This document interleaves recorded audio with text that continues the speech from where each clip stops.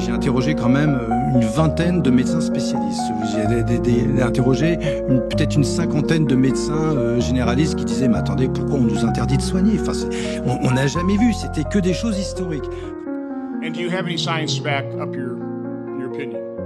The best data are autopsies. So in the largest autopsy series published to date, I know because I'm the senior author, of all the deaths we examined, and we re-reviewed them. We had an adjudication committee. We had ways of arbitration deciding on did the vaccine cause death. The answer is, of these cases that came in for autopsy after vaccination, 73.9% of individuals, it was determined that the vaccine was the cause of death. First author is Holscher and colleagues, who's sitting right behind me. Diagnostiquer la maladie de Charcot, c'est une maladie dégénératrice où l'espérance de vie est de 3 à 5 ans. Je m'appelle Julia Walter, j'ai 38 ans, je viens de Strasbourg. Après ma deuxième dose Pfizer, le 19 juillet 2021, j'ai développé une péricardite post-vaccinale attestée par le cardiologue. Si vous voulez voir la suite de ces témoignages, c'est costaud. Hein. Faut y aller, mais pas être déprimé pour aller les voir parce que ça vous casse le moral. Hein. C'est presque insupportable à écouter, tellement ça nous semble injuste et scandaleux. Donc vous avez le lien en description, vous cliquez dessus et vous avez la série le reportage où je fais voir les photos, vous avez la série des témoignages, l'horreur. Et donc ensuite vous avez aussi un docteur, un médecin scientifique qui s'exprime à propos du Covid, des conséquences, les autopsies ont été faites, et voilà. Et on s'aperçoit que la mortalité due au vaccin est plus importante que celle que l'on croyait. Ça y est, ça sort. Les stats. Ça commence. Il commence à y avoir des chiffres, il commence à y avoir des gens sérieux qui se penchent sur la question, et vous avez des sénateurs américains qui commencent à enquêter. Donc ils audiencent des gens qui parlaient dans le vide et qui aujourd'hui sont écoutés. Évidemment, l'administration aux États-Unis a changé. Donc on va commencer à soulever le lièvre. En France, ce sera l'omerta. De toute façon, en France, on n'a plus d'anticorps. Hein. La société On va continuer à vacciner ARN messager pour la prochaine vague, là, qui nous prévoit. Les animaux ARN messager, c'est formidable. Chez nous, il n'y a plus d'anticorps, il n'y a plus personne qui se bat pour défendre notre vie. On y va au suicide. Non, on y va en chantant même.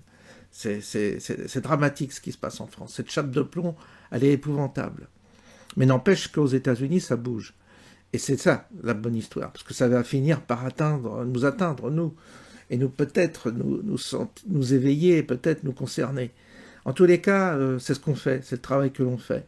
C'est remuer jusqu'à temps qu'on condamne et on supprime cette technologie ARN messager qui, pour l'instant, n'a pas fait ses preuves. Parce qu'en gros, c'est ça. Il faut aller voir Alexandria Orion-Caude, qui, elle, est une spécialiste de l'ARN messager, qui suit cette technologie depuis bien longtemps. Il y a des gens comme ça qui sont capables de nous dire le jour où peut-être ça sera une thérapie qui pourra être validée, mais pour l'instant, ça ne l'est pas. Il y a Jean-Marc Sabatier, qui nous en a parlé récemment, directeur du CNRS de recherche, qui alarme, qui est en train de nous alerter sur la vaccination des animaux. Et j'en ai eu la confirmation concernant les poules. Donc c'est quand même grave ce qui se passe chez nous, d'autant plus qu'il n'y a plus de liberté, puis on ridiculise ceux qui contestent, c'est ça, on a été ridiculisés, marginalisés, il faut les voir à l'époque. Quand on remettait en cause le vaccin, je voyais que j'avais des amis qui se marraient, on passait pour des cons, ils se sont tous fait picouser, bon maintenant on verra bien, hein. C'est de leur responsabilité. Après tout, c'est le ricanement de l'idiot, c'est le ricanement de l'imbécile, vous savez, celui qui ricane tout le temps, qui vous prend pour un con. Vous avez beau alerter, vous avez beau prévenir, vous avez beau dire attention, on n'a pas de recul, etc. Il n'y a rien à faire. Ça suit BFM, ça suit les médias, ça suit les artistes, ça suit toute cette panoplie d'artistes, de comédiens, et puis de j'en passe et d'autres, de journalistes et de médecins de plateau qui nous ont mis dans la merde et qui aujourd'hui sont responsables de peut-être de centaines de morts, quoi. Et peut-être des milliers de malades avec des conséquences, plus la stérilité, plus tous ces soucis qui sont en train d'être évoqués. Enfin, c'est infernal cette affaire. C'est le scandale du siècle, le scandale du siècle. Donc c'est pour ça que moi je m'acharne à continuer à communiquer là-dessus, parce que je lâcherai pas l'affaire. Je ne lâcherai pas l'affaire jusqu'à temps qu'on me fasse fermer ma chaîne ou qu'on boucle mon expression orale, puis que j'ai que ça comme arme. C'est diffuser, diffuser, diffuser. Et vous avez là des tonnes d'informations qui sont en train de sortir sur le net et qui vous prouvent que nous avions encore raison. Voilà. Mais c'est ça, le système. Il n'y a rien à faire, il faut se battre puis il faut se battre contre cette inertie terrible qu'on sent dans la population. Les gens ne réagissent pas. Ils sont submergés tellement de choses qu'ils savent plus. Ils se sont fait vacciner, ils croyaient que c'était bien. Enfin bon, c'est infernal. Bref, je vous souhaite quand même une bonne fin de dimanche et puis on se dit à bientôt. Je l'ai, le pass sanitaire, voilà. Et donc c'est simple, hein, je suis venu dans ce café près de Montparnasse et j'ai montré ce pass sanitaire. Le serveur me l'a scanné et le tour est joué, je suis rentré, voilà. J'ai bu mon café en terrasse.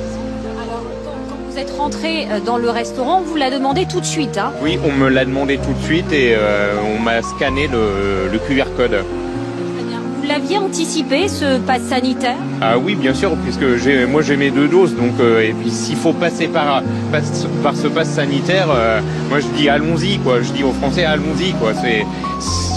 Franchement, s'il faut passer par le pass sanitaire pour enrayer l'épidémie, allons-y, quoi. Pour freiner Omicron, la consommation dans les bars et cafés ne pourra plus se faire seulement debout, mais seulement de manière assise. Pour freiner Omicron, la consommation dans les bars et cafés ne pourra plus se faire seulement debout, mais seulement de manière assise.